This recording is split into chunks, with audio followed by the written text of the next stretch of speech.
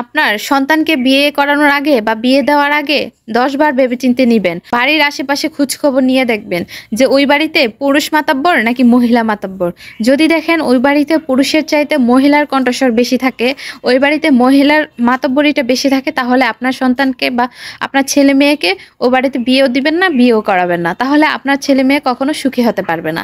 আর আপনারা সারা জীবন এই দুঃখ, যন্ত্রণা, কষ্ট বয়ে যেতে হবে।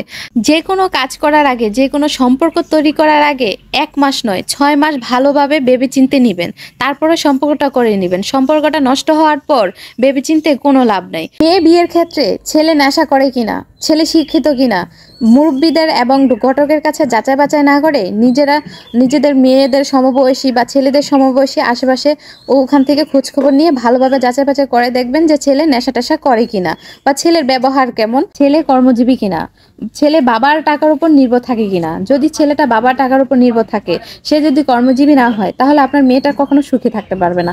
আপনার মেয়েটার শখ আহ্লাদ পূরণ করতে পারবে না। সে কখনো চাইতে পারবে না তার হাজবেন্ডের কাছে তার শখের জিনিসগুলো।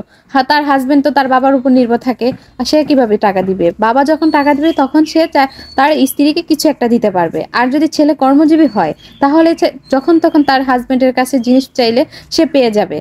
আবার ছেলেকে বিয়ে করানোর ক্ষেত্রে ভালো করে যাচাই করে নিবেন যে মেয়ের মা কেমন, মেয়ের মায়ের মা কেমন, তারা ভালো আছে কিনা। যে কথায় আছে না, গাছ গুণে তার গোটা ভালো। আপনার যদি মেয়ের মা বা মেয়ের নানি ভালো থাকে, তাহলে মেয়েটাও ভালো হবে। সুন্দরী দেখে একটা বিয়ে করে ছেলেকে বাসায় নিয়ে আসলেন, কিন্তু সেই বউটার ব্যবহারই ভালো না, সেই বউটার আচার আচরণ ভালো না, চলাফেরা ভালো না, তার মায়ের কথায় উঠে বসে সংসারে তার মা যেটা বলে সেটাই করে। শ্বশুর শাশুড়ির দিকে সে সেবা যত্ন করতে চায় না, বা ননদদের কাছে তার কোনো দায়িত্ব থাকে না। সে শুধু তার বাবা মা, তার মা যেটা বলে সে সেই কথাই উঠে বসে। তখন কিন্তু সেই ক্ষেত্রে আপনার ছেলেটা সুখী হবে না।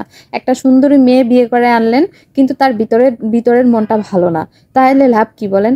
আগে দেখবেন যে মেয়েটার মা কেমন, মেয়ের মায়ের মা কেমন। অনেকে আছে ছেলেকে বিয়ে করানোর সময় খোঁজে যে মেয়ের বড়লোক বাড়ি, মানে মেয়ের বাড়ি বড়লোক কিনা, মেয়েদের অনেক টাকা পয়সা আছে কিনা, কিন্তু তারা একবারও ভাবে না যে আমাদের স্ট্যাটাসটা কেমন। আগে চিন্তা করতে হবে যে আমার স্ট্যাটাস কেমন, আমি কোন লেভেলে আছি। আমার যদি স্ট্যাটাসটা ভালো থাকে, তাহলে আমি সেই বড়লোক বাড়ির মেয়েটাকে এনে ভালো রাখতে পারবো। কিন্তু আমার স্ট্যাটাস ভালো না, একবারে নিম্ন পরিবেশের আর নিম্ন জায়গার, কিন্তু আমি চিন্তা করতেছি যে একটা বড়লোক বাড়ির মেয়ে এনে আমি আমার বাড়িতে রাখবো, সেক্ষেত্রে কিন্তু আপনি কখনো সুখী হতে পারবেন না, আপনার ছেলেও সুখী হতে পারবেন না। তো আপনি যেমন স্ট্যাটাসে আছেন, ঠিক তার চেয়ে একটু নিচু লেভেলের মেয়ে আনুন, তাহলে আপনারা সুখী থাকতে পারবেন, আপনার ছেলেও সুখী থাকতে পারবে।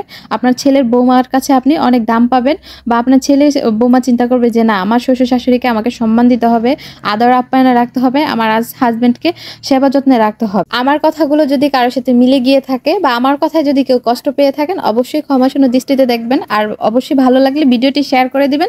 আজকের ভিডিওটি এই পর্যন্তই। আর হ্যাঁ, ফলো দিতে কিন্তু ভুলবেন না।